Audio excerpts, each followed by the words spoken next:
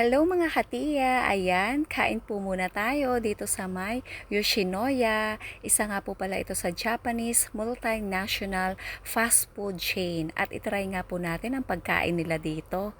At ayan nga po, pagkatapos namin magsimba, ayan, kasama ko ang aking kaibigan ni sa Dayday.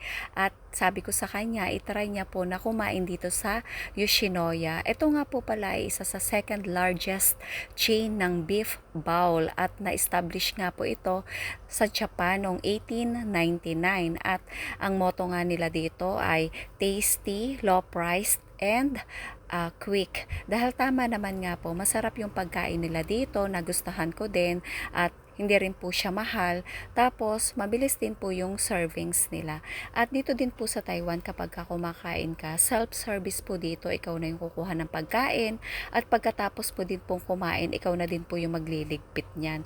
Kaya wala po silang masyadong empleyado sa mga restaurant. Ayan. Yan po yung aking kaibigan ako. Alam niyo po yan si Dayday, ang aking kaibigan. Kami po ay parang aso't pusa niyan, away bate. At palagi niya rin po akong binibiro. Tas sobrang seryoso niya po talaga. Kaya talaga namang ako po talaga ay nadadala sa kanyang mga biro. Pero minsan lang din ko po siya makasama, makabanding. Kaya bihira ko po siyang maisama sa content.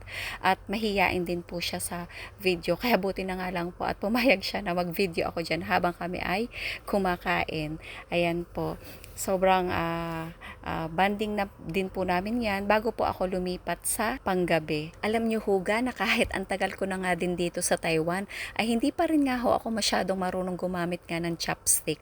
Ay panawga nga ho'y kutsara laang din ang aking ginagamit kapag nga ako'y kumakain.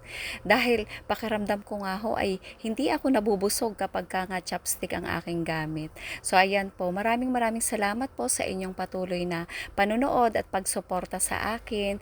Sana po ay tapusin nyo po palagi ang aking mga long videos at maraming salamat po ulit. God bless you all.